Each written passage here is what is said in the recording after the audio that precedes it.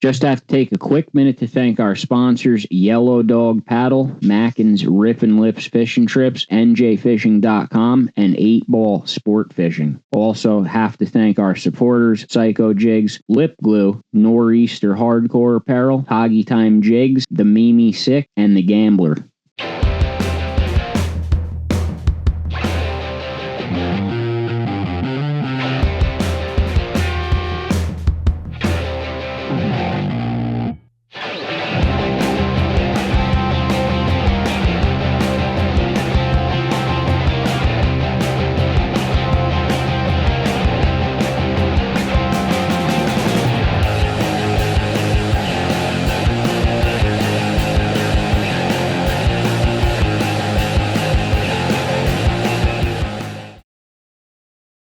Hello and welcome to episode number 136 of the NJ Multi-Species Podcast. I'm your host, Joe Santiago. As always, my partner, Chris Pereira. What's up? There he is, probably just rushing through the door from ice fishing. All of New Jersey just suffered a major snowstorm. It's the biggest one we've had in 10 years, now laying on top of the ice. Is that true? 10 years? Yeah. 2016 was the last big one. Yeah, it definitely made it annoying as hell. I will say that. Is there any possibility that the snow is going to freeze to the point where you'll just be able to walk on top of it? Because it is going to get like unbelievably cold for the next week here. I think the problem is that it doesn't. Like, what's the warmest it gets even during the day? I think it's like 17, the warmest day. I think I saw, depending on the area, I saw like low 20s, but I still think with the sun beating down on it, it'll kind of the problem is the snow was really dry. There's no like moisture to the snow at all. It was just like I took my kids out to try to build something with it, and it was just not. You couldn't even pack it at all. It was just dust. Yeah, it was like dusty fluff. It was terrible. Curtis, what's up? Shout out. Really, it really really insulating, like all full of air and shit. It's definitely not good for the ice. But that being said, I mean, the most annoying part is walking. I mean, like, just a pain in the ass. Yeah, in multi-species mayhem, Chuck, Time, and Manny put in the first true strain muskie of the season, 35-inch something. First one entered. Chuck off to the races as usual. Yeah, but then he got beat already. Did he? Oh, yeah. I didn't even see that then. I didn't even see it. Yeah, Matt Yannetta already put up a bigger one. Oh, wow. I didn't even see that. Wow, so there's 2 muskies in already. Cool. Yeah, and Matt Yannetta had a tiger muskie from last week. I think you already mentioned that. Yeah, the tiger I saw. His muskie, I didn't see that. How big is it? Is it over 40? 44 or something, maybe? Oh, that's nice. Nice fish. Somewhere in that range. Yeah, that's a good one.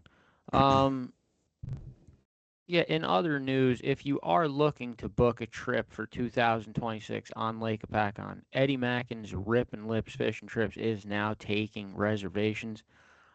He's even doing his red eyes. If you're fishing by yourself, he will pair you with someone else, and you'll go out fishing for the night at a much lower rate than renting the entire guide. Pontoon boat sale also, pontoon boat rental still available. So call Eddie Mackin for anything you want to do on Lake Hopatcong this upcoming season. And if you've never night fished Lake Hopatcong in the spring, I mean, I don't know. It's one of my favorite things to do, and I do a lot of shit, and that's still one of my favorite things to do. Just my whole fishing year basically revolves around that 3 months that I don't get to sleep. That's like every year. I love it too. It's the best thing in Jersey to me. Like after ice fishing, like when ice fishing season starts winding down and kind of the ice starts melting and you can't get on where you want to get on anymore and you're like ready for it to be over. I won't say that's what I look forward to only because I do like the spring panfish on Lake Hopatcong as well and other places. And Eddie does do that as well too. Right. That's a daytime thing more, but yeah, it's all awesome. I mean, I also like the night fishing because there's no family guilt because everyone's sleeping. You just be out all night and the wife and kids are asleep and you don't have to report to anyone. So I do love Yeah. night fishing. You just have to suffer at work the next day, I guess. The work thing is horrible. Tonight's guest is DKam Fishing, very well known content creator from New Jersey. Mostly Pike and Muskie are his bread and butter, but he does go all over and do all kinds of shit. He'll be here within 10 minutes. Also, Yellow Dog Paddle. Did it just kick me No, I still see it. on my screen? Yellow Dog Paddle for 2026 for the first time is offering spring walleye trips on Delaware River.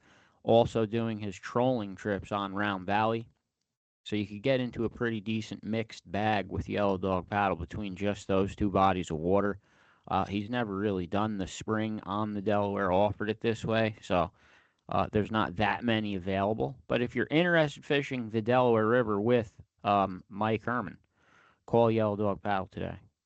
You could see the pic. Some guys from Mayhem went with him already and had a really good trip. They got a big catfish, not a nice bag of walleye.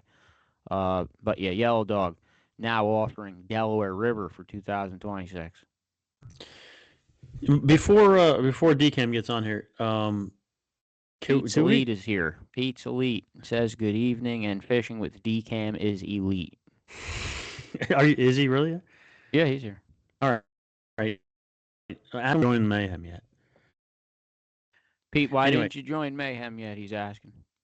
Anyway, I just wanted to talk about, like, because guys are talking about it again. Dave All posted about it the other day.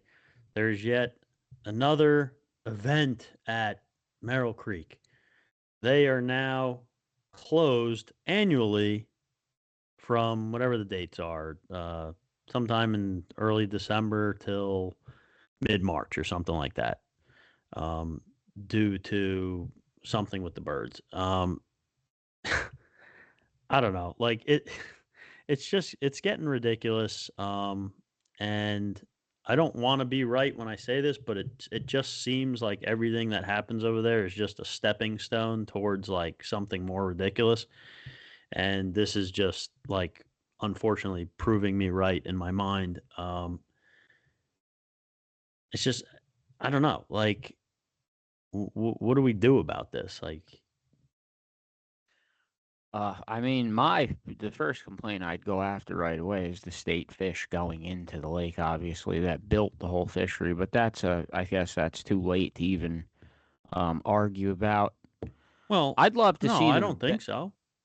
I mean, well, the fishery's already made. I'm saying, like, they don't stock lake trout in it anymore. It's not like they're gonna go away. No, but they still stock salmon, and they've stocked. I mean, it's been calculated, and I don't remember the exact amount, but it's like over $1 million worth of fish have been stocked in there from the start. And that's from fishing license money.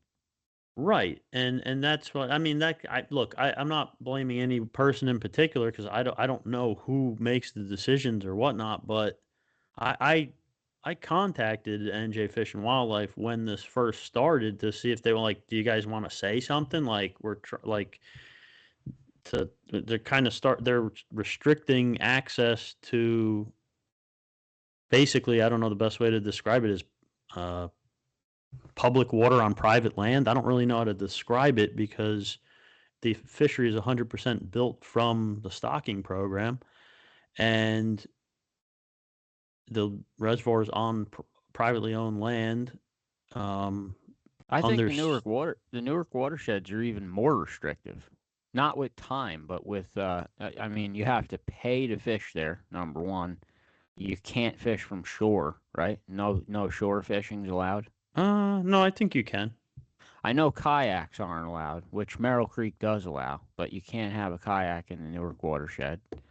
No night fishing at either one. Merrill Creek doesn't charge you money though, but they do have a tremendously cut down time frame that Newark watershed doesn't have. Right, like sunrise to sunset is kind of like the given restriction that everyone has accepted for these places. That's like the norm for every outdoor activity on Earth, like even hunting. Half hour before sunset to a half hour after half hour before sunrise, half hour after sunset. I mean, Merrill Creek wants to like open at 8 a.m. and close at 2. Like it's like a bank. Yeah, I mean, the big one is cutting off those hours at the end of the day. And then it affected everyone, not just fishermen. Plus, you're missing the golden hour. That's the golden hour you're waiting for. That last hour and a half of Right. sunset. You're already on the road home before that comes.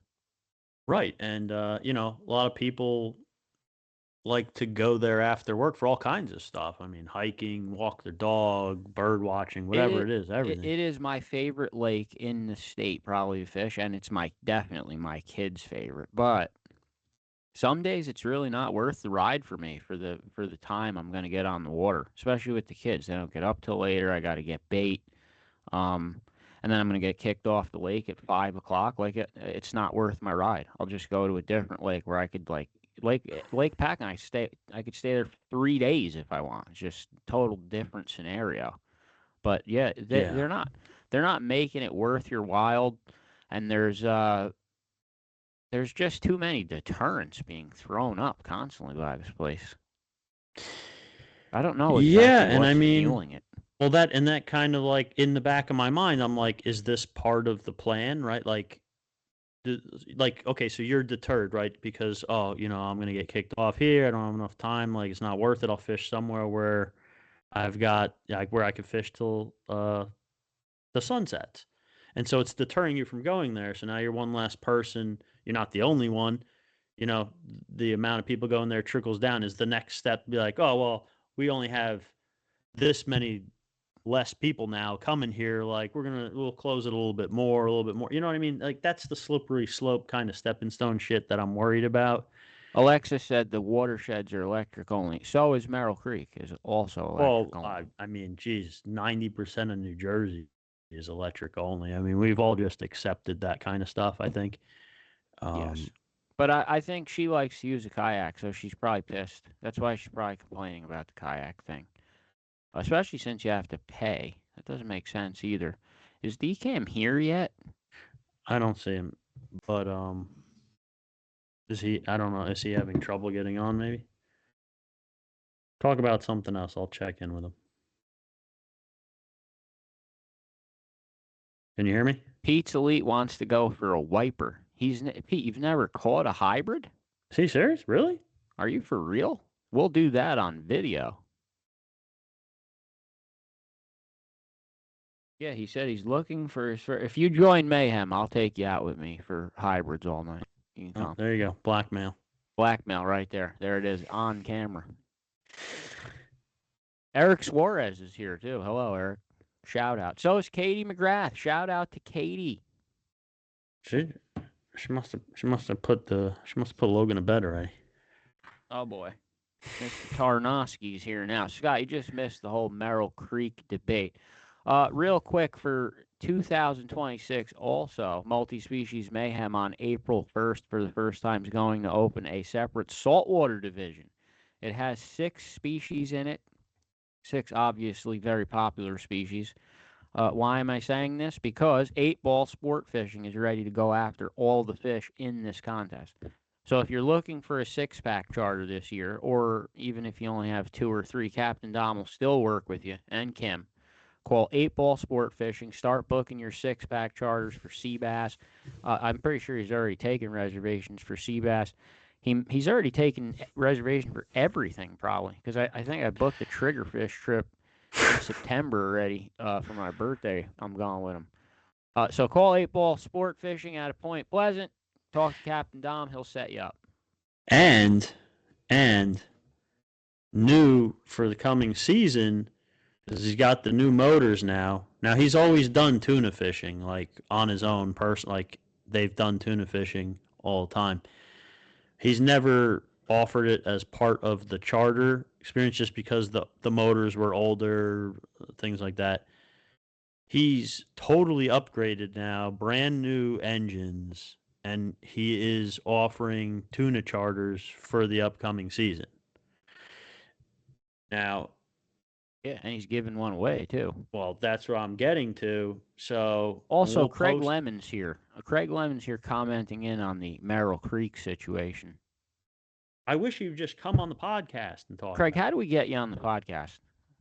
Come on, Craig. Anyway, real quick, so that's what I was getting to.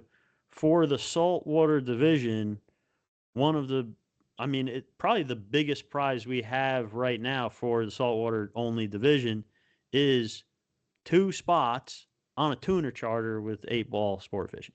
Yeah, and everyone that doesn't know, tuna spots are getting real expensive. Every year they're going up higher and higher. Yeah, right. I mean, he hasn't announced his price points yet on that. I don't believe, but What do you care? I You're gonna would. go for free. If you win, you're going for free. I mean, and it's not going to be. I mean, it's not set up yet how you can win it, but it's not going to be like you have to have the one biggest fish in any category. It's probably going to go out like most of these prizes go out if you hold a top 5 position in any species at a certain point in time, you'll get in the raffle to win that prize.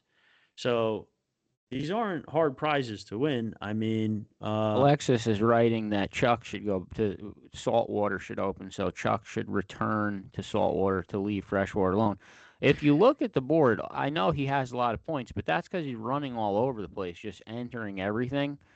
Most of the fish on there are beatable. Like he's going to beat them himself, but it's not time enough yet to be intimidated by that number. He hasn't no, like no. put up any unbeatable fish yet. He's just put It's. up the most variety. I Um, called it psychological that's warfare. what it is. Yeah, it is. It's very, people are looking at it. Oh, Chuck's in the lead. You know, some of the fish up there are very small. Not that I'm like dissing Chuck's fish because I know he knows exactly which ones he's got to beat. He's got charts written up and shit. So yeah, he takes it seriously. But the fish that are there are beatable. I mean, when you have 5 points in first place, you could swing 15, 20 points in one day with once, open water species all come into it. So it's Don't going to get crazy. don't be intimidated by that number. He's just No, it's we are just going. have. We are going to back out real quick because DKam is ready to come in. So we're going to go get DKam. Be right back. All right, we are back with one of New Jersey's larger content creators. Started in 2022, DKam. Welcome to the NJ Multi-Species Podcast. What's up, D-Mac? The story behind that was we were fishing Lake Pacon one night. We saw a boat we thought was you, and our just friend Max was so drunk, and he's staring at the boat saying, "Is that D-Mac? Is that D-Mac?" I'm saying, "Who the hell is D-Mac?" So now we just call you D-Mac between our little circle forever.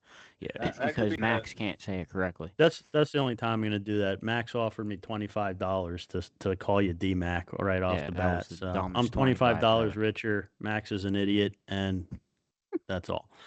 That could be a good Anyway. rebranding for sure. I don't think I've met you or talked to you, Joe, yet personally, so it's good to finally Yes. speak with you. Obviously, Chris, I've seen out on the water here and there every once in a blue Yeah. moon.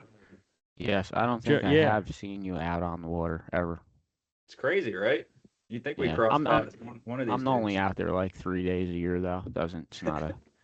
He actually saw me in one of my rarest forms. He was floating by in a boat, and I was fishing from shore, which I hate to do because I'd rather be on a boat almost. But I've seen you on a boat in the wee hours of the morning on Pacon before, like 4 or 5 a.m. crackhead hours, obviously, but yeah, definitely respect for that. For Definitely, your content creation and your success at it has been pretty unbelievable, especially from fishing New Jersey. It's not that easy to do, but the one that always sticks out the most and it's your narrations that obviously make the videos so great. Someone asked if you actually narrate the videos yourself, which obviously you do because that's your voice. I'm not sure what that is, but I always remember the dumpster one, like. You hear the voice saying, "Welcome to New Jersey," and all you see is the dumpster floating down the river. Like, I think everybody who knows DKam knows that video. I've actually reused that video a couple times because it does so well, and I've used it in different scenarios. So you've probably seen I cut up a lot of clips, and I use B-roll to keep people on the video for a little bit longer. That's how the algorithm works. So I'm really gaming the algorithm by catching your eye or your ear or both at the same time. And general rule of thumb with the voiceovers, you probably are listening to me right now, like that doesn't sound like your voiceovers. Well, the more flamboyant you sound, it usually does better for some reason. Don't know why, but you shove the microphone up in your mouth and scream into it and sound as excited as possible. Generally, do you notice sometimes the dumber something is, the better it does too? Because that's how it seems to be on our channel. Every once in a blue moon, yeah. Like I'll catch a 50-inch muskie, and it'll get 50,000 views, and then I'll post like a 34-inch little rat Passaic pike that wasn't very big at all, and it'll get 1.5 million views. I don't understand it, but it's ridiculous. Yeah, it's crazy. Joe kind of came to the conclusion that every time he is yelling like an idiot at the very start of the video, those videos do the best. Yep. And he was kind of wondering if it was something about his voice, like his sound. Pete Elite just commented that he wrote 80 stripers. Remember when Joe saw 80 stripers? Right, and I think DKam solved the mystery. It's the flamboyant voice kicks up the algorithm. So when your voice comes on right off the bat, that's what kicks it up. Yeah, but I remember he was like DKam was doing it first. Like he has gunshot videos. He's fishing. There's gunshots going off. Then there's other ones where he's harassing his girlfriend that are hilarious. Like you just are good at it. And I don't watch most of that shit, but I've watched your stuff for a while. It's entertaining. I was gonna say, like, I'm not really into like the crazy shit for the most part that like the younger kids are posting, but your stuff it's fit like you're catching fish. It's just the added entertainment with it. So it kind of transcends that piece there, and I do. Yeah, I'm with Joe. Commented, "I am a hack." Sorry. No, it's you. Okay. Someone called me a hack. You're right. My goal with the videos isn't necessarily to catch fisherman's eye per se, which you guys see a fish or you see a video, you're gonna watch it just like me. I watch all fishing videos no matter what. It's more so to get people interested who wouldn't necessarily be interested in fishing to begin with. And so that just kind of increases your bandwidth a little bit, and you get shown to a lot more people if you can tell a story that's someone who maybe doesn't find fishing appealing at all. You tell that story and you convey it in a way that they become interested in it. All of a sudden, that's the difference between 10,000 views and 1 million views, or 100,000 views and 10 million views, and so on and so forth. So, can you, number one, catch the eye of the viewer? And I'm sure you guys are doom scrolling on Instagram all the time, and you notice yourself scrolling, and you pass over a video in half a second, you pass over the next video in half a second, you pass over the next video in a millisecond, and then for some reason on the fourth video you stop, and maybe you watch it for 5 seconds, and then you keep on scrolling, and maybe you pass another 10 videos and 10 seconds combined, and then all of a sudden you stop on another video and you watch the whole thing through. Why did you watch it through? What caught your eye? What caught your ear? And so that's half the battle. 90% of the time, that's what's going through my mind as I make these videos, is what can stop people from scrolling, because these short form videos aren't necessarily run by search terms like the long form videos are. It's more so it's scrolling. And so the way it works, the algorithm will show your video to say 200 people to start, right? And out of those 200 people, how many people watched it past 5 seconds? 60%. All right, we're going to give it another 1,000 views, the algorithm says, and we'll reevaluate it then. So you get 1,000 views. Now it reevaluates it. How many people watched it past 5 seconds? All right, now it's 49%. That's still really good. The benchmark is usually like 20 to 30% are the videos that do really well. And so if you overperform that through the first sample size of views that they award you, well, now 1,000 views, right? We're at 49% or whatever I said. Now it's going to award you 10,000 views and reevaluate it. Okay, out of those 10,000 views, we're at 36%. That's still above the benchmark. Let's give it another 100,000 views and reevaluate it. Still above 30%. All right, here's another 900,000 views, and that's how you get to 1 million by gaming the algorithm. per se. Yeah, it's How do you crazy. know Like, this? like Joe and I are over 40. Like, we don't know what the fuck. Like, I understand what you're saying, but I don't get it. Like, yeah, I'm on social media all the time, and we have this shit all going, obviously. But like, I don't get it like that. Like, I don't understand it like that. Even though I understand what you're saying, it's still crazy to me. But the part of what you said that really got me is when you said how you're reaching people that may not have any interest at all in fishing. And what I start thinking about is like how many like younger kids that had no interest in fishing saw some of your videos and kind of maybe thought, maybe I'll try that. Like, looks fun, looks like a good time. I'll grab some friends and we'll buy a fishing pole and we'll go fishing. Like, that's the part that I like. You know what I mean?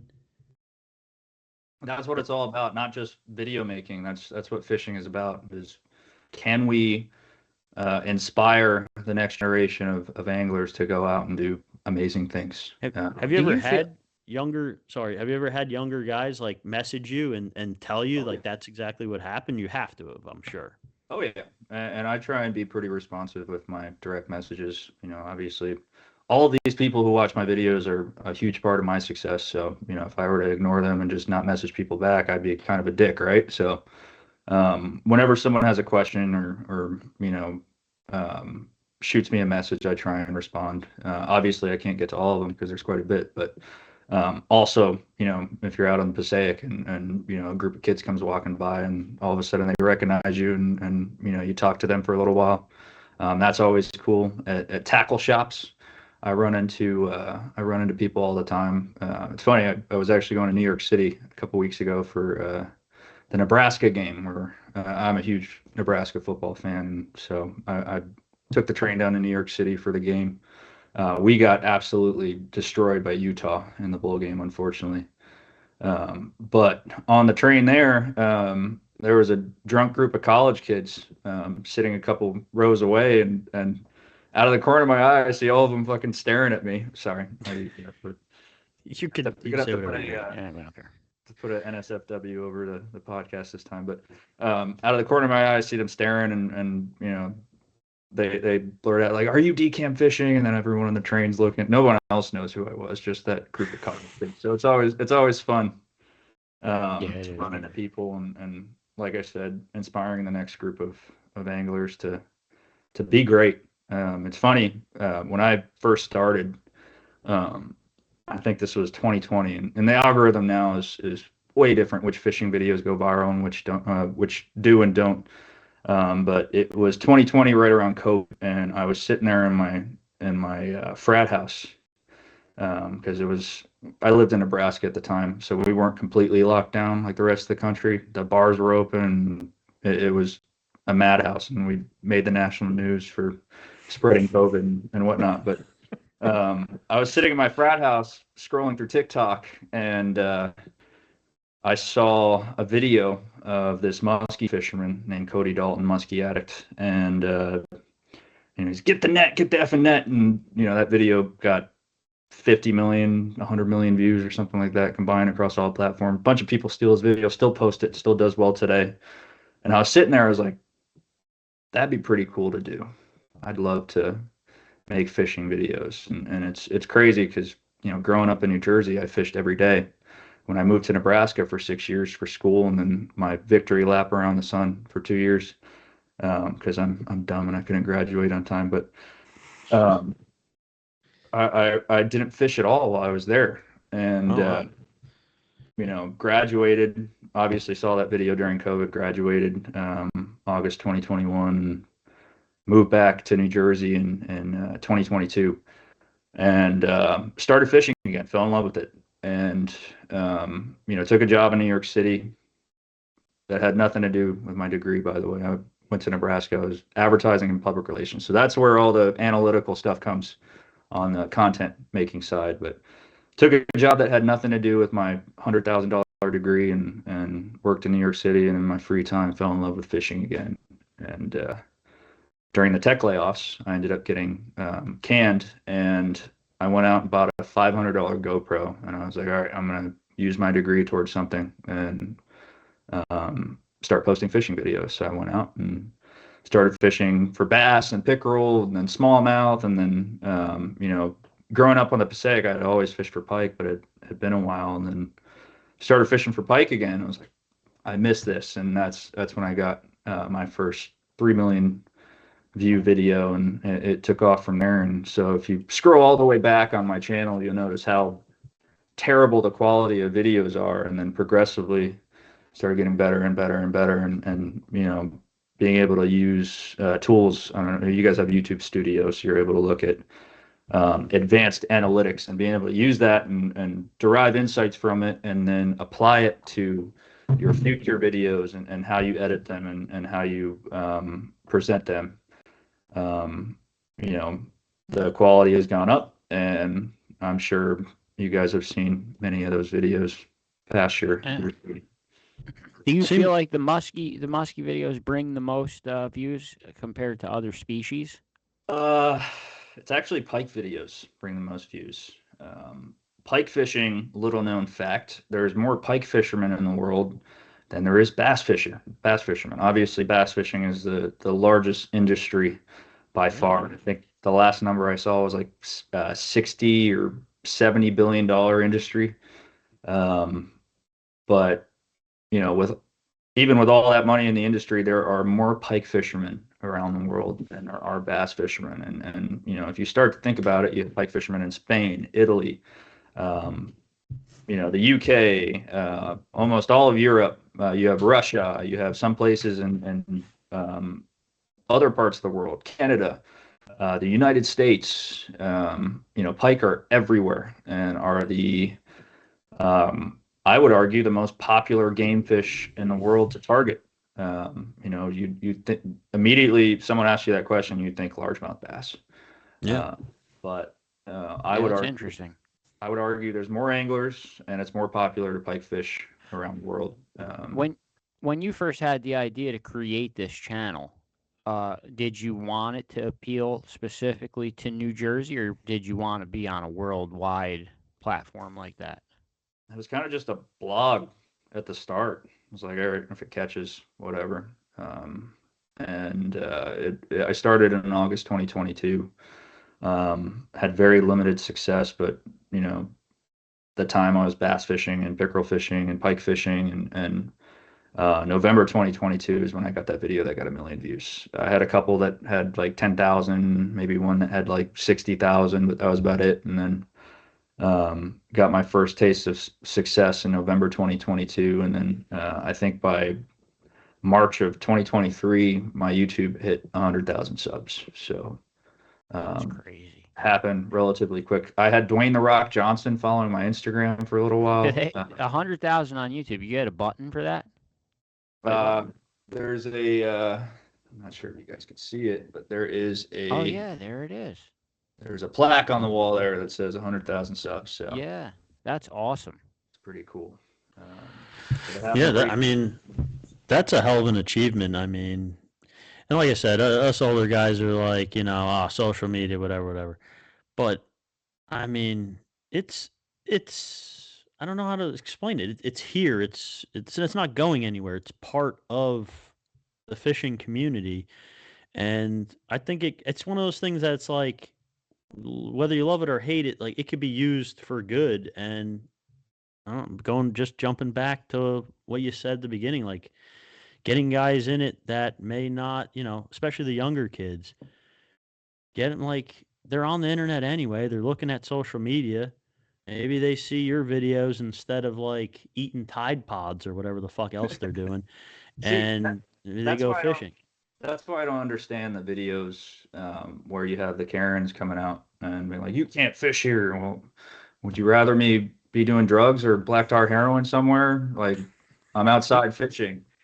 Do you notice that a trend though? Like the younger content creators now, they seem to have a thing for this trespassing and getting in trouble. Like that seems to be the thing they want to post. Yeah, it gets views. Obviously, you guys see it now. Yeah, it's annoying. Polarization drives clicks and engagement and views. You see political figures utilizing that right now, especially on both sides. The more polarization, the better. The more money in their pockets, and so pitting everyone against each other just for some reason drives engagement. And the same rule of thumb goes for fishing as well. You have half the people saying, "Well, you shouldn't be doing that," and half the people saying, "Well, F you, Karen." Like, it's just that's the name of the game now, I guess. Yeah, And, I mean, like we're to blame, Joe. I mean, guys, like everyone, like what when he said, remember when he was talking about the videos you scroll past 4 and then you stop? I'm like, why do you stop on that one? I'm stopping because I think something hilarious or like someone's gonna get like Yeah. severely injured. Like that's why I I'm stopped learning a and looked lot. at it. I'm learning a lot from this because I didn't know any of this shit. I want to talk about fishing too, though. Can I Yeah, we jump have into to like switch to actual fishing. fishing? I want to talk Yeah. about the DKam Trout lure that I want so bad that you just can't get one. It's impossible. I'll have him set one aside for you. He doesn't like doing pre-sales usually. He makes all of them by hand. How you want to tell the story of how that lure came to be? Poseidon Swim Baits is who makes it, but I think pretty much all his lures are impossible to get. But he makes one that's named Yep. after you. So that's the color, and I'll get into that here in a second. But we got to go all the way back to college in Nebraska for this story to start. I actually was an avid sports bettor. It's illegal there, so we had bookies, and my bookie happened to be in the fraternity across the street from me. And since I would win all my money on college football, I was very good at betting on college football. I think like professional bettors are generally in between like 40 and 50% winning their bets. I was at like in between 56 and 62% on college football. So I was raking it in. And then every season would end and college basketball would roll around and I'd lose all my money again because college basketball is college basketball.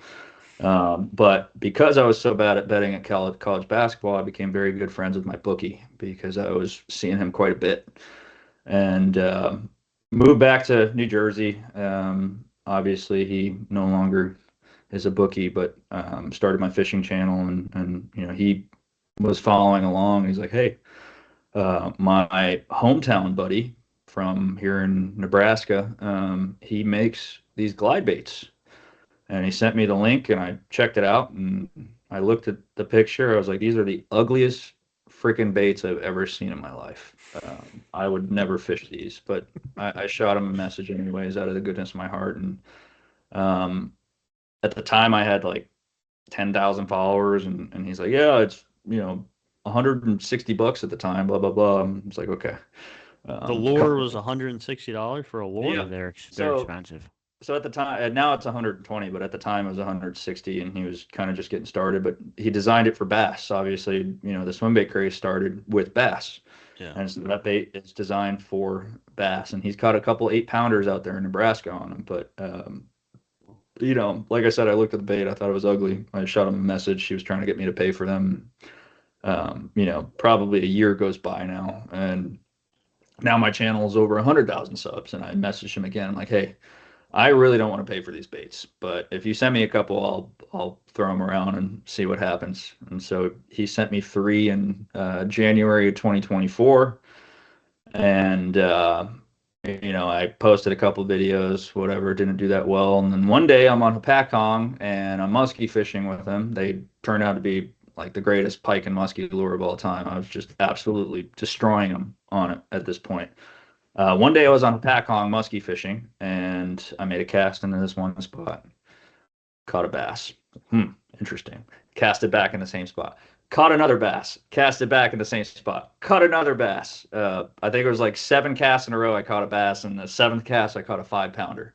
So I was like, all right. And then I just sat on that spot, and I bass fished for the rest of the day. I'm recording, and at this point I think I have 26 bass and like 35 casts. 2 of them 5-pounders, a couple of them over 4. This is the most insane bite I've ever been on in my life. I'm actually going to work on a long form video and get that out there because it's been a while. But this was May of 2024 or April of 2024, and then old Skip comes rolling down the lake and he's watching me catch all these fish. You guys know Skip on Lake Hopatcong. Yeah, Lerman. And he's rolling down the lake and he's watching me catch all these bass, and he's keeping his distance, and then he slowly gets closer and closer and closer, and finally he pulls like right up next to my boat, and that ended up being the hook to the video. Is like, this guy came all the way up to my fishing spot, and I never realized that was Skip Lerman. Me too. I've seen that video, and I didn't realize that was him. That was Skip, yeah. I And didn't realize. he's fishing another glide, and he's trying to recreate what I'm doing, and he's not catching anything. His buddy on the back was throwing a spinnerbait, caught a couple small ones. But he asked me, he's like, "What is that bait?" I was like, "Poseidon swim baits," and that was the big break that Jake, who makes the baits, was hoping for. And now you can't get your hands on one, and he's made a lot of money on them since, and now they are a hot commodity.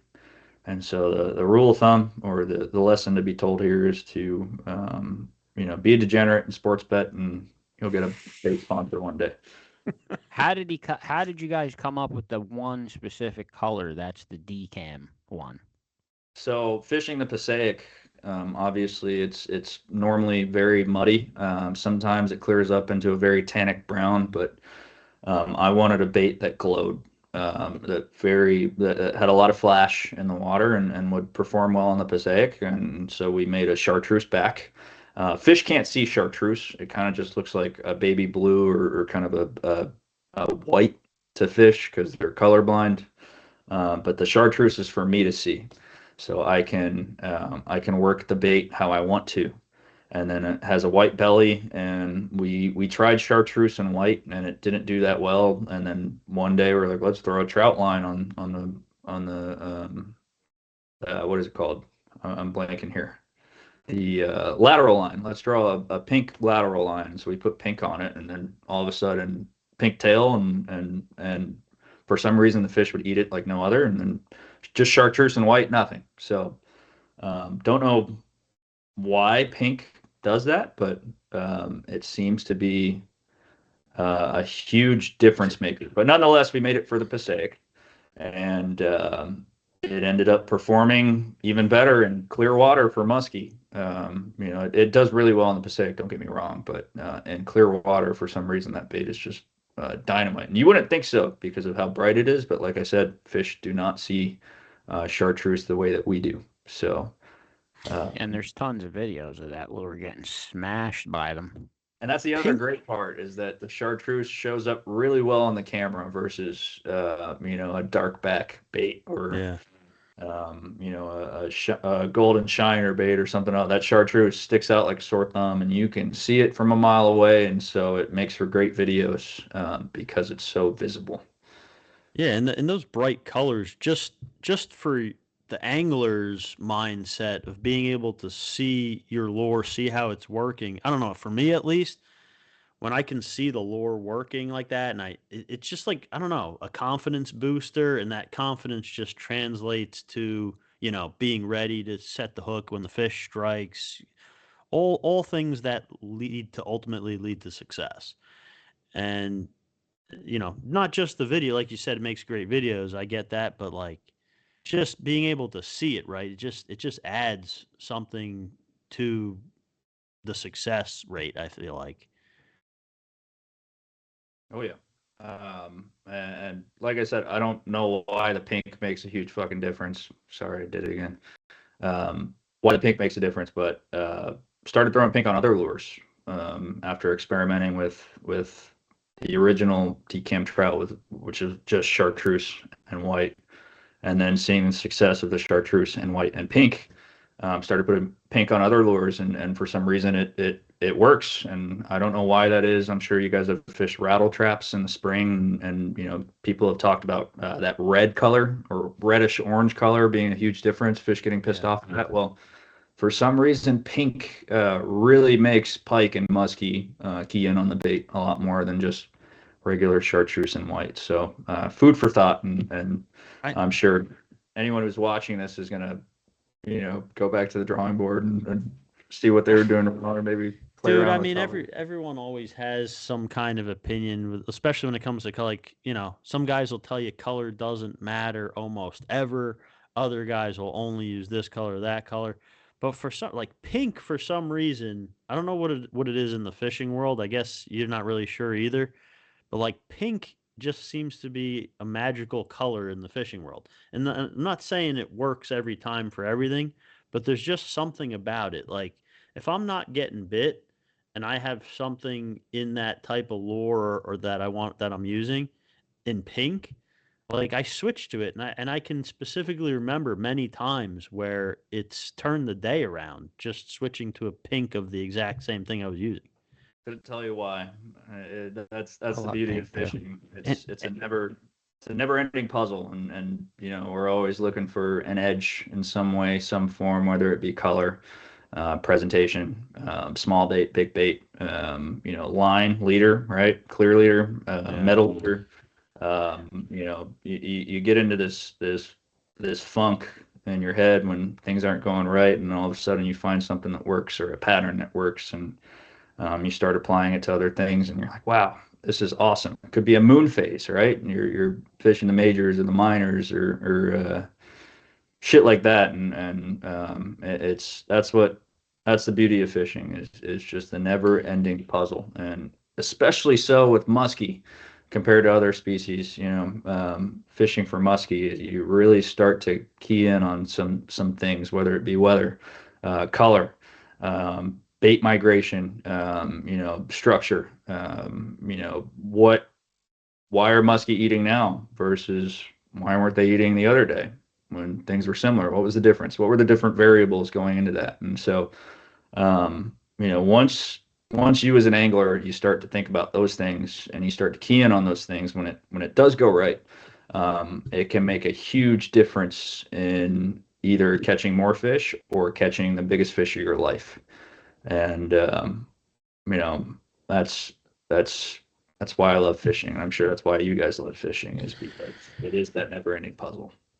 It's it's like the frustration of something that you thought you knew, then not working the next time you go and like having to try to figure out again. Like you hate it in the moment, like it's so frustrating, but it's just what keeps you coming back. I can't even explain it. It's like this you're out there cursing like this worked for 2 weeks straight, or every time like the weather is this, that, and the other thing on this lake, like it always works. What the hell's happening right now? And it drives you crazy. But then you keep at it and you figure something else out. And I don't know. It's just what keeps us coming back. It's kind of like it's like we're masochists. Is that the one that where you like to just get beaten down? I don't know what that word means, but I feel you there. You know, that's why I always keep an open ear too. A lot of people get offended when people are you know telling them what to do or how to fish or what to do.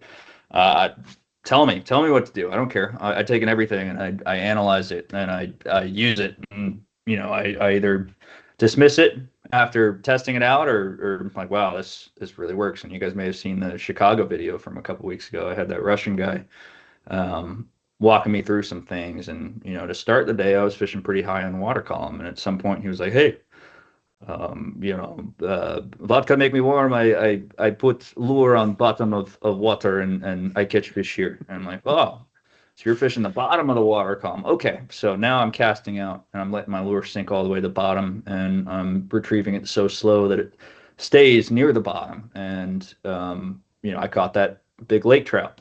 And then later on in the day, I had another one follow up. And then, you know, I watched this little kid catch a monster. Mine was only about, you know, probably in between 10 and 15 pounds. Big fish nonetheless. But this little kid showed up with his Russian dad. All the Russians congregated at the end after they saw us catch that fish. And his first cast, he ended up catching like a 25-pound lake trout. It was huge. Holy shit. Those guys are dialed. They know exactly what's happening, and so Is that from shore or on boats? that was from shore. And From shore, yeah. and it's important to always keep an open ear. Maybe don't be offended if people are telling you what to do. You know, you can take what they say and you can dismiss it later. But try it for a little bit. See what happens. You might catch a big fish. And in that case, that was my PB lake trout. And so shout out. I forget his name. It's in the long form video. He did a good impression of him anyway. Jen Wong wants to say hello to DKam. Jen Wong, my man. That guy is the most savage person I've ever met in my life. Oh, yeah. If you listen to him talk, his voice does not sound like what he looks like. Oh, I can say that. I can say that because I'm Asian. First time I met him in person too, and he started talking. He sounds like he's from Yonkers. Like, what the I think he is. Oh, he might be. Love you, Jen. He is a freaking savage. That dude was he was a repo man in Newark for a long time. So he's told me some stories while we're fishing where he's like, yeah, you got to be careful out there while we were searching for cars that people didn't miss their payments on, because you pull the truck up and they come out there with a pistol, and it can be scary. But he made a lot of money doing that, and now he can fish all the time. So salute to you, Jen. You're the man for sure. I feel like I'm glad he's my friend, because otherwise I'd feel like he might stab me if I look at him the wrong way. He is my friend, but wants to stab me anyway. Yeah, you deserve it, but yeah, I wanted to add to what you were saying, because I have this rule on my boat for myself, right, where no matter what the person fishing with me wants to do, no matter how weird or stupid I think it is, I always say, yeah, do it. Like, we could be doing something that I've done 100 times, and I'm successful at 99% of the time, right? And I know exactly what I want to do, and it almost always works. And the person comes on the boat, just like, yeah, I got this new lure at the flea market, like, and I can think in my head, like, that's never gonna work. I always, yeah, try it. I never, never stop anyone from doing anything, because, like you said, like, it's the same concept. You never know when you're going to learn something new. Like, fishing it's not random, but there's so many you can never know everything. It's impossible, from things changing, from the numerous variables. Like, you just can't. Yep. So to get in that stubborn mindset, and we see it all the time, especially in older guys, they're set in their ways. They're really stubborn. They get offended when you offer a new idea or something different to try. And I don't know. I feel bad for them, because it's like this mindset that just prevents you from getting better. Like, yep. And I'll add to that. Remind me to circle back to Jen and spot burning. I have a thought to add to that. But for learning, as a guide, I bring people out all the time. Generally, less experienced anglers, but I've noticed a trend where the men have to get over their egos. They don't listen as well. The women, you tell them, to figure eight. This is really important. You have to figure eight after every cast. You tell them, figure eighting, you have to have wide turns. Otherwise, the fish, it's a really long fish. If you go too tight of a turn, it's not going to be able to turn with you. So if you turn your bait really sharp and the fish is here, it's not going to be able to turn with you. It's going to lose the bait. And you tell them that once, rest of the day, they are spot on. They know exactly what they're doing. They're doing great technique. You tell a guy, throughout the day, I'm reminding him, like, hey, stop turning too tight. Figure eight after every cast, because you never know when, like, a lot of the times, start of the day, we're figure eighting really well. End of the day, 8 hours later, we haven't seen a fish. They're just pulling the lure out and starting to cast, and they pull their lure out, and there's a musky nose to it right there, and come on, figure eight. But that's something I've noticed is, you tell the men what to do. They have to get over their ego. They don't listen as well. You tell the women what to do. They figure eight perfectly for the rest of the day. They listen. They're sponges. They're coachable. And that's not every guy that comes out on the water, but it's most of them. And so, for anyone who's watching this who is wanting to get better at fishing, who's just getting into fishing, you don't know everything, and take you that. Never will. You never will. I don't know everything. I'm a pretty good angler, I'd say, but every day I'm learning something new. And so you have to be a sponge. you have to be coachable, and you have to be ready to take on advice when it comes to you. And so, that's the biggest part of fishing, like I said. And if you is lose learning that from- mindset, I promise you, you will miss out on catching big fish, catching more fish, you name it. I promise you. That's one guarantee I can say in fishing. I guarantee that. I'm gonna take 2 more questions. Then I'm gonna let before we ruin his night. I'll take 2 more. Well, he said he wanted to circle back and make fun of Jen Wong about it. All right, let's make fun of Jen first then. Every day you learn something new, for sure. So I'll end it on that thought, and just be open-minded. But back to Jen, when I originally started fishing with him, and this goes into spot burning, and the struggle with that and posting videos is like, hey, you want to catch fish, you want to keep catching fish, but when you're posting videos for millions of people to see, you don't want more people to show up and steal your spot, and the fish become smarter, and then all of a sudden it becomes more difficult to catch fish, and that's a struggle. And so starting out, when I first met Jen, I posted a video, and it showed the bridge, and the area that we were at, and the immediate aftermath. You had people showing up all the time throughout the year, and Jen was not happy about that. But after a while, he warmed up to me, and obviously I changed my style a little bit to protect the spots a little bit more. Something that I like doing, I record a video, I'll post it a year later, or I'll post it a couple months later. So a lot of the times muskie fishing and guiding, I'll see boats out on the water that are mirroring what my video did, or they're at the same spot, and the timing's all off because I caught that fish during a different pattern a couple months ago, and you guys are fishing that pattern right now. There's no fish there. But I'm fishing a new pattern now, and the fish are there, and you won't see that video for another 6 months. And so spacing it out has protected spots, and also keeping in mind, if you show a landmark, or if you show something with writing, or if you show walking into the spot, you're probably gonna burn that spot. And so that's another thing that I have to think about as I make these videos, is how can I protect it. Now, if it's a community hole that everybody knows about, it's whatever, I don't care. I'll still throw off the timing a little bit, but that's one thing we do too, is we release them later. People are going crazy, like calling us out. We're breaking the law out of season. Videos from 4 months ago, asshole. But the 2 things, saltwater fishing, is that on your radar at all? It's like non-existent on your channel. It's on the radar. I do it here and there. You probably saw the Dubai video that I just posted. Obviously I've done some striper fishing. My striper PB is like a measly 25 pounds. I haven't put in much time to catching cows, but you see guys like Ethan Summertime, and then obviously the whole striper crowd is super toxic.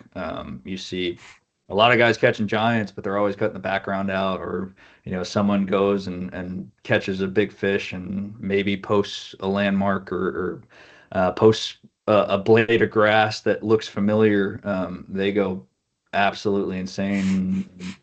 That's why I've kind of gravitated towards muskie fishing. Is not that many people do it, and they see my videos, they go out and try and do it, they don't catch anything, they never do it again. Muskie fishing is just a whole nother level of focus and determination. Striper fishing, I'm sure catching those cows is very similar. Paying attention to moon phases, and patterns, and timing, and fish migrations, and stuff like that, and where the bait is. Are they shallow? Are they deep? All that goes into it. If I wanted to apply myself towards it, I'm sure I could probably catch a 50-incher within 2 years, but I'm so hell-bent on catching that New Jersey 55-incher that it's going to take up most of my focus for the time being. But yes, to answer your question, saltwater is definitely an interest of mine. I just, like I said, I'm very, very focused on breaking the state record, which we've either done it or gotten close a couple times. That state record's bullshit. Yes. That's a whole another episode, but that state record is just the most ridiculous. So that fish was either 48 or 48 and a half inches. It's fucking huge fish for sure. But you know, I'm sure you guys had Steve Scornabaka on the I don't channel. even think it's a huge Yeah. fish. It's not that big. I mean, you think it's that big? It was a big fish for sure. It had egg weight and it had its winter weight on it. I would say it's definitely in the 38 plus pound range, but to be 42 pounds, 13 ounces, and it could be. There have been fish that short that have been that heavy. But does it have a 10-pound carp down its gullet? Right? It could not. At the time it was weighed at Monksville Sports Shop, which, like Steve said, stood nothing to gain from a state record coming out of Monksville, right next to their sports shop. That was the weirdest sports shop I'd ever been in my life. I've It was like never been there. Texas Chainsaw. You never went there? No, It I was missed like Wanacue Tackle though. I've been to Wanacue Tackle a couple times, and rest in peace to that place. That the was Monksville one was like it was Texas Chainsaw Massacre. That's what it looked like. It was just the most bizarre shop I'd ever where did it seen. close? I would say like 7 years ago now. It was 7 years just ago. yeah, and there was nothing in there except like racks of power bait. It was just bizarre, a weird, really weird place. Tackle shops are a dying breed, man. Oh yeah, We still got Cheryl and Joe over at Fairfield Tackle. They're doing well. Shout out to them. Love their shop. They are fantastic people. And if you guys are in the North Jersey area or ever on Route 46, stop into Fairfield Tackle and Pine Brook and check them out. The other one I think Yeah. nearby is Tackle World, and then obviously you got Ramsey Outdoor out in Sukasuna and Ramsey. Yeah. Dow's still kicking for now. I'm hearing Pompton is still Totowa bait and tackle still Toto. kicking too. I had heard that she had closed for a couple weeks, but now I'm hearing it's back open again. So I don't know that woman's name, but she's awesome. She's a Yeah. peculiar she's a peculiar person. I remember going there and wanting to buy shiners because she's one of the few live bait sellers in our area. And I remember knocking on the door, and she's like, "All right, you can't come in. I'm gonna go get them." And she's like, "Never mind, you can come in." And so you go inside, and it's like, you Yeah, can she either still go does. in or not, but she's obviously protecting her merchandise. A lot of people shoplifting is a huge, It's huge a little issue. bit of a rougher area where she is, but she still does that. She like locks you out for a second and like gives you the once over and then makes the decision if you're allowed in. I Yep. usually get in, but other times I don't. So I guess I look suspicious on certain days. Yeah. But yeah, I did hear that she's back open. A lot of people still fishing gear, and I'm no saint. When I was a kid, I definitely did the same thing, but I would say supporting your local tackle shops, especially now when tackle shops are a dying breed and they're closing all the time. Support those guys. Walmart. I'm not gonna encourage you to do anything, but don't go to Fairfield Tackle and steal anything. Don't go to Ramsey Tackle and steal anything. Steal Those, from Walmart is what I'm getting those from this. yeah, those guys need your money, and supporting local tackle shops right now is as important as ever. Yeah, And Oh yeah, especially with the man. Bass. We have a Bass Pro Shop coming to fairly close to all our down the shore tackle shops, which isn't good for them. So they need it. They really they need need it. it absolutely.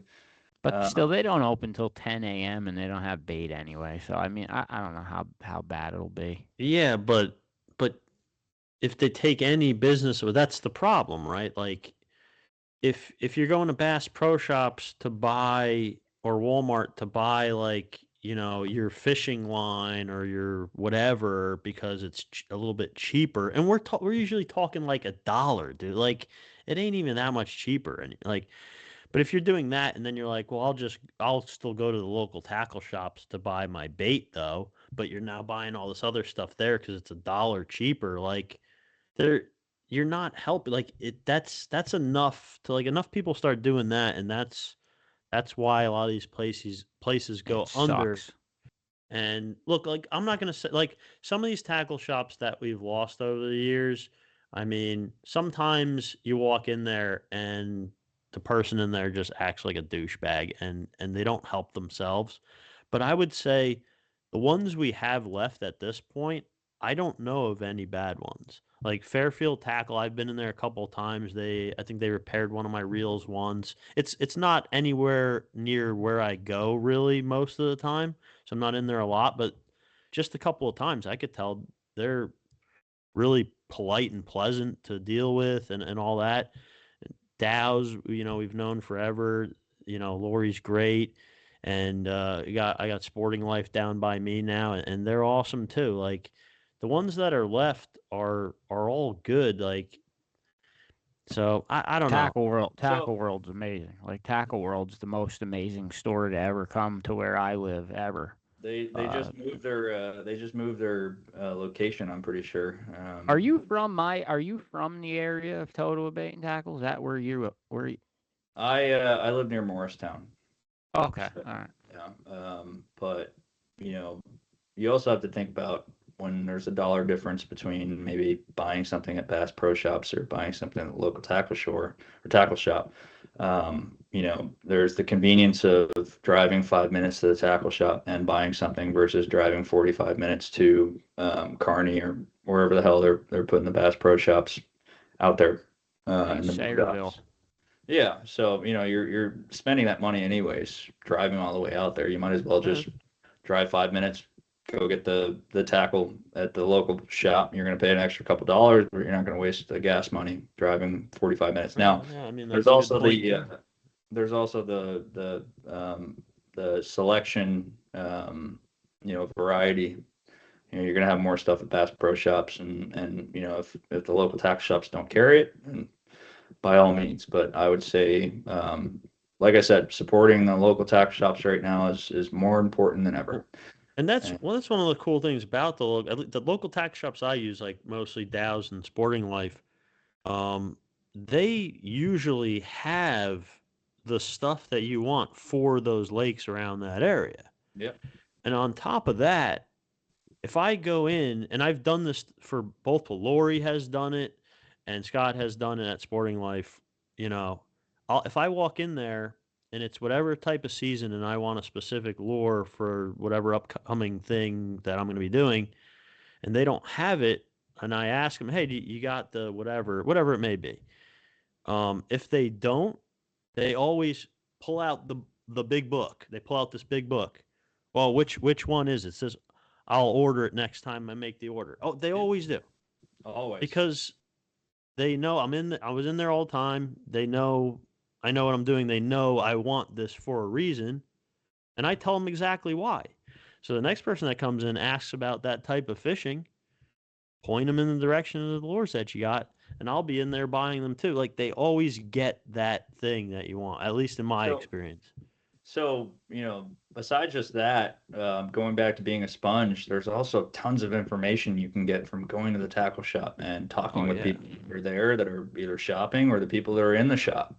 You want information on how to catch fish, how to target big fish, how to catch more fish. They're often more, they're going to give you a little bit more information than, your average Bass Pro Shops employee, or 100%. On top of that, the digital age is kind of shifting towards people buying shit online and Amazon or stuff like that. You're not going to get as high quality stuff there. It's going to be off-brand Temu quality gear, and so you go to the tackle shop, spend a couple extra dollars. You have a lesser chance of your line breaking off or your lure failing and snapping or your hook straightening out, because you're going to get that higher quality stuff. And also you're going to get the information, if you're just getting into fishing, or if you're looking for a pattern on how to target fish, on how to catch more fish, on how to catch bigger fish. You're going to get that information there at those local tackle shops. So like I said, it is more important now than ever to, don't buy online. Don't go to the big corporate conglomerate go to the local tackle shop, support them, keep them rolling, and good things will come out of that for sure. 100%. I am starting to get yelled at by Deuce on the phone for taking too long. DKam, can he before just you go, give like a quick word of advice to like a new muskie fisherman and plug his stuff, and then we'll let him go? Of course. So like a new guy that wants to muskie fish, they don't have a shit ton of money. Like they can't just go out right off the bat and buy all the best kinds of shit. Like They have to save up for DKam Trout. It's the only way. So, like what's the best advice? But to like obviously muskie is an intimidating fish. Things can go wrong quickly if they don't have the right gear. But So I pike fish obviously for a long time, and when that got boring, I was seeing all these muskie videos. Like, I really want to catch a muskie. In New Jersey, not a lot of people know that, but we have some of the best muskie fishing in the country. And shout out to Craig Lemon and the wonderful people over at the Hopatcong Fish Hatchery for doing what they do. But I'd gotten bored with pike fishing, and so one day I decided, I saw this muskie fishing video. I know Monksville has big muskie. I'm gonna go out there and try it. And we launched the boat, and on my fourth cast of the day, I caught my very first muskie, like a 38 to 41 incher, somewhere in that range. Didn't measure it, just took a picture and let it go. But caught a muskie on a glide bait, which was a cheap $40 glide bait called the Arashi, and I had my pike set up, which was like a 2 to 6 ounce rod paired with a shitty 150 bait casting reel. I had 65-pound braid on it. And I had 80-pound fluoro, which is a viable pike setup. But I went out and caught one on my fourth cast and set myself up for failure because, all of a sudden, like gambling, you're like, I'm going to win every time. I'm going to go out and I'm going to catch muskie now on my fourth cast. And it wasn't like that. And for the next 30 days, I was hell-bent on muskie fishing, and I went out and didn't catch a damn thing. Had follows. I was very good at locating the fish, but I could not convert them into eats. And, 30 days later, I caught my second muskie ever. And 6 months later, I caught my third muskie ever. Now, in between those 6 months, did I muskie fish the entire time? Absolutely. Did I see muskie? Absolutely. But the problem was I did not have my cadence down. I did not have my retrieve down. I did not understand the fish and reactionary strikes. So get back to reactionary strikes here in a bit. Pike fishing is very opportunistic. They're pretty easy to get to bite, and a lot of it has to do with pauses. You pause, the fish thinks that's an opportunity for me to come up and just absolutely hammer it, which is the same with every fish. Muskie, largemouth bass, smallmouth bass, everything. They're more likely to target an injured or dying bait fish versus a healthy fish. And so, cadence is a huge part. And during that 6 months that I was getting follow, I think I had like 90 something follows, zero fish. Jeez. I had one strike and I missed it. And one day, I casted my lure and it got a leaf on it or something, and I started burning it in, and bam, caught my third muskie.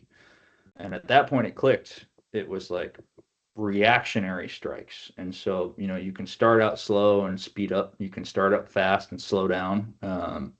But you want to work your lure in a way that not only captivates the fish, but forces it to react, forces it not to think. Muskie are very smart. If you think about it, a 50-inch muskie in New Jersey is anywhere from 15 to 25 years old. It's an old fish, and over the years, it's going to see a lot of lures. It's going to see a lot of anglers. It's going to see a lot of presentations. So it's going to think a lot. And if you can understand reactionary strikes, and if you can utilize that into your cadence and retrieve, it's going to make all the world of difference between a follow and a strike. And so that day when I burned that lure in with leaves on the back of the hooks, it finally clicked. And from that point, it was musky, musky, musky, musky, musky. And then, being able to apply that to other species, bass, striper, pike, all of a sudden, you know how to work a lure and you can force a reaction without the fish thinking too much. Now, it all varies on water temperature, right? A colder water temperature, the fish is going to be less so likely to strike on reaction. It's going to strike on how can I burn the fewest calories and get the biggest meal in the winter, say 33-degree water temps, 30 to 40-degree water temps. Now, if the water temp's a little bit warmer, now those fish are a little bit more willing to move and burn calories because, they're cold-blooded. And at that point, speed is your friend. So in the summer, fishing for muskie, if you're a first-time muskie fisherman, don't be afraid to utilize speed. Speed will make or break your day, and that will go a long ways into triggering a muskie to eat or triggering other species to eat. You see bass fishermen fishing glides; they're very, very slow all year round. Every once in a while, mix in a 1-2-3 or a 1-2 with your glide bait. That could force a reactionary strike, and it's not just muskie that react. It's every species. But you also, like I said, have to pay attention to the water temp. Now, if you're a first-time muskie fisherman looking for tackle, I try to utilize the cheapest tackle possible. You can pay $400 for a Shimano Tranx. Go for it. It's a great reel. Absolutely. I use the PC Fun reels because it's also a great reel, but I don't have to spend $400 on it. With my code, I have a code for PC Fun DKam 18. It gets you 18% off. The 300 reel is like $100. You can get it for $82. And if you want to start out muskie fishing, why spend the $400 when you could spend a fraction of that? And same thing goes for rods. I try and utilize the cheapest tackle possible so that, anyone that I do inspire to go out and target the fish that I do, they don't have to spend, they don't have to sell their liver on the black market to buy tackle. And I'm going to plug you too, because another big piece of advice, someone wants to start muskie fishing, book a guided trip, go muskie fishing. Yep. Right. And that's going to be the quickest way to cut the learning curve. Absolutely. When how do they book a muskie trip with you? They just DM you or send an email? DM me, email me. You can go through Hopatcong guide service. I work with Aaron, and that will get you going.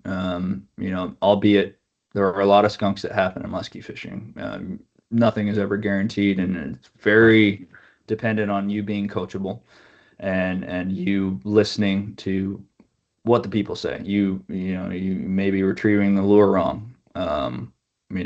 Utilize what someone's telling you and try and recreate that. See what that person's fishing like and try and recreate that.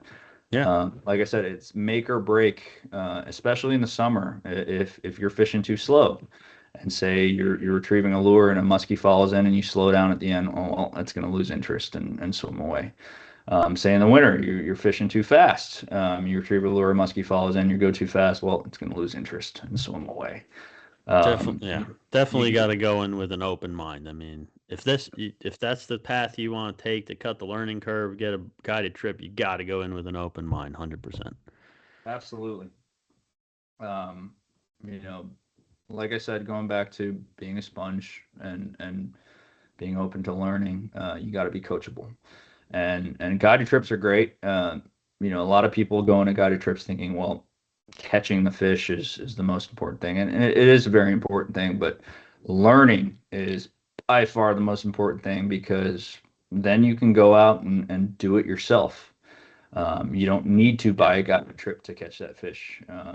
You don't even need to get a guided trip to catch that fish. You can go off of YouTube videos or do whatever. Obviously that learning curve is going to be a little bit longer, but you get a guided trip, you go out, You learn how to locate these fish. You learn how to target these fish. You learn how to get these fish to eat. You learn how casting angles. How to fish People here structure. asking if you're going to the New York Muskie Expo this year. Probably. I think it's. There you go. There's your answer. I think it's next week, right? I'll stop in for sure. All right, we have to kick DKam off the show. Hopefully, we'll have DKam back on the show. No, you're always welcome back on. Anytime you have free time, or you could hit us up too. I mean, Thank you for taking the time out to talk to us. Absolutely. Thank you guys for having me. This was a lot of fun, and we'll be back. I'll be back for sure. You will. 100%. Awesome. And we'll see you on the water. Dude. I will. I don't know about Joe. Probably not. Let me know if you guys want to muskie fish. Let's do it. Let's go. I'll go. Yeah, fuck it. I mean, we're always down. All right, you guys. All right, you guys have a good rest of your night. I'll talk to you. Peace out. Take care, bro. So yeah, DKam. Check DKam out on all his social media platforms. Really cool content creator. Really cool videos. We're out of time. And a really good muskie fisherman. I mean, he is. Yeah, I mean, very high success rate. Loves to throw lures. No, he's not just. I know people see these kids on social media, right? Like Craig Lemon is here saying muskie school. Anyone interested in learning, they do have that muskie school. Yeah. If you go back to that Steve Skornavaka episode, it talks all about all that stuff from Muskies Inc. Should probably get Muskies Inc. back on here eventually. But yeah, we're out of time. Who's the guest for next week? Next week we got Pam Otis. Pam Otis, the you seen her doing a lot of ice fishing angler. For trout and all kinds of stuff. Yes, we had pictures of her holding golden trout up. Female multi-species. It's going to be an ice fishing episode. Yeah, we're going to keep it ice fishing. We're not going to go into most of the other stuff. So next week's episode is mostly going to talk ice fishing with Pamela Otis. I'm done. I will be back next week. See everyone next week. Good luck if you are out on the ice this week. Yep. So it's going to be suffering for the fish with that snow. Trust me. Good night.